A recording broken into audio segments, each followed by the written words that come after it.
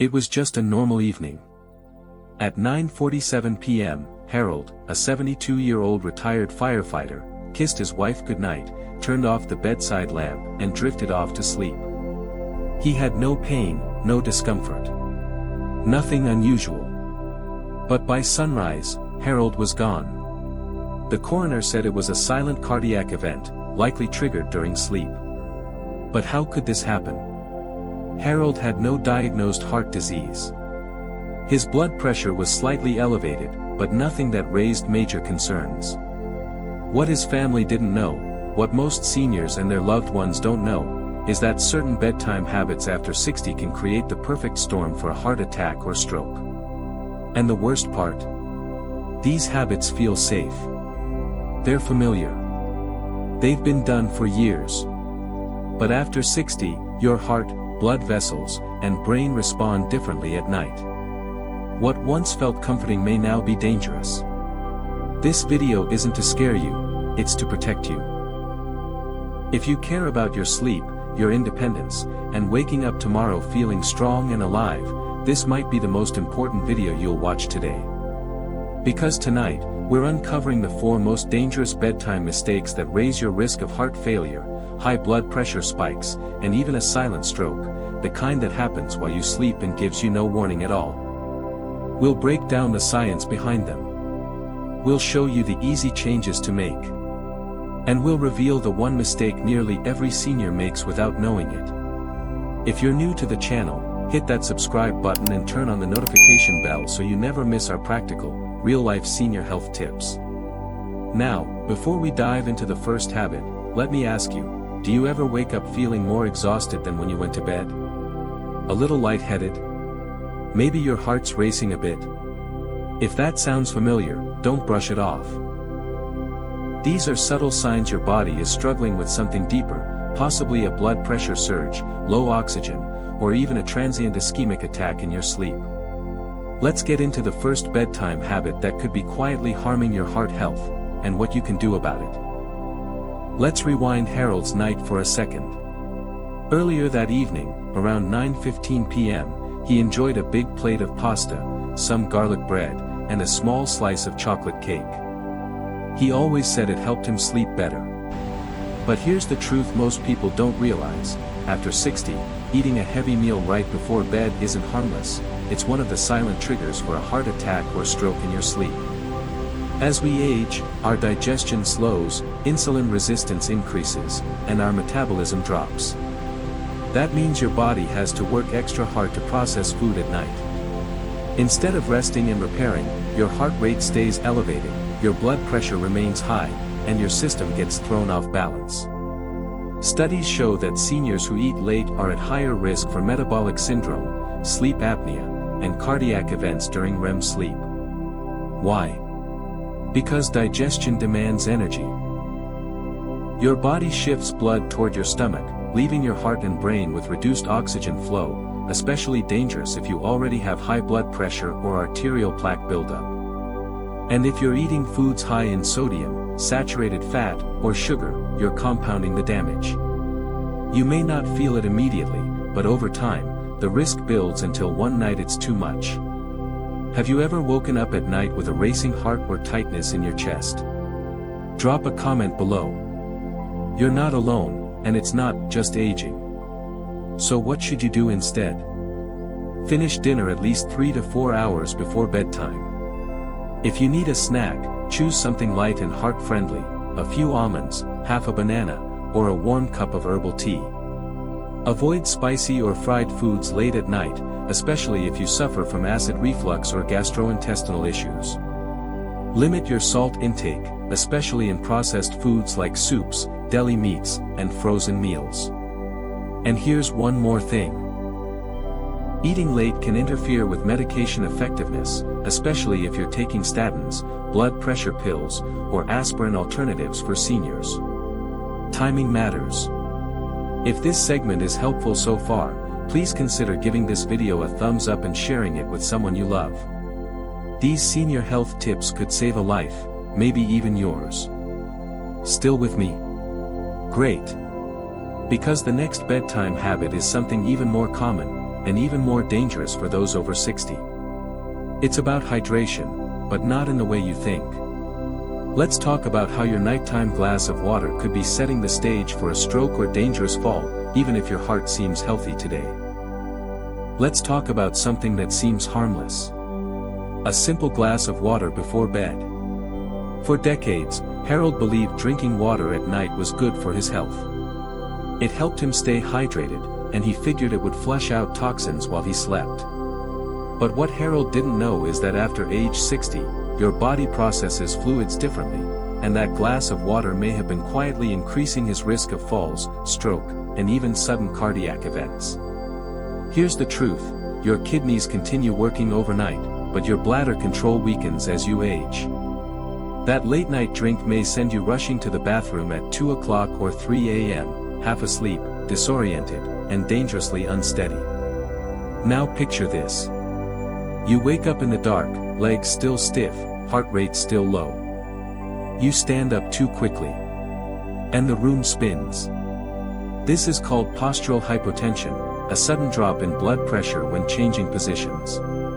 It affects millions of seniors and is a leading cause of dangerous nighttime falls. In fact, did you know that falls are the #1 cause of injury-related death for older adults? And it doesn't stop there. Interrupted sleep from frequent urination leads to fragmented REM cycles, meaning your brain doesn't get the deep rest it needs. This is directly linked to cognitive decline, weakened immune function, and even increased risk of dementia.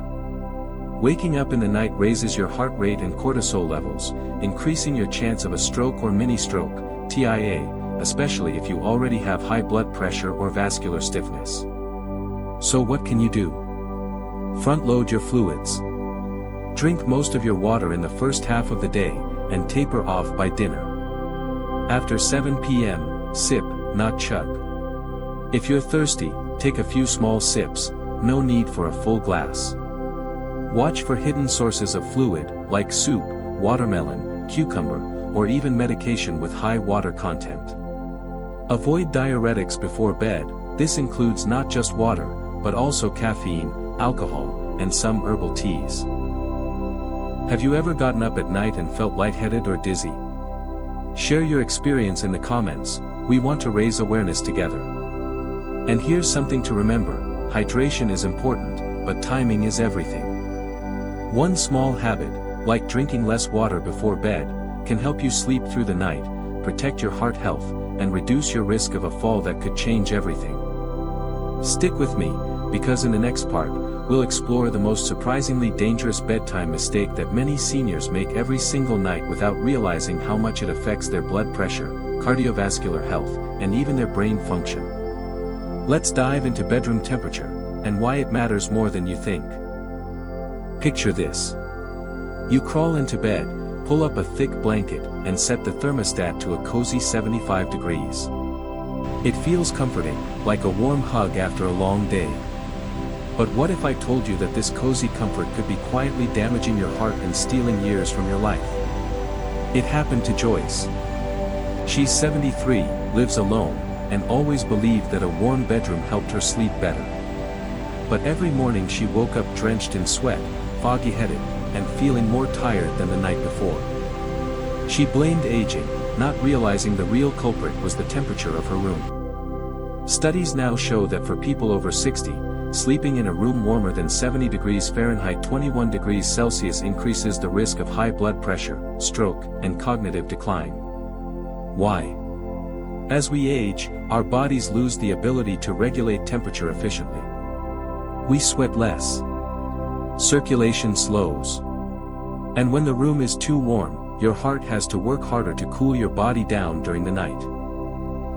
That puts extra strain on the cardiovascular system, especially dangerous for those already dealing with heart disease, arrhythmia, or arterial stiffness. And it gets worse.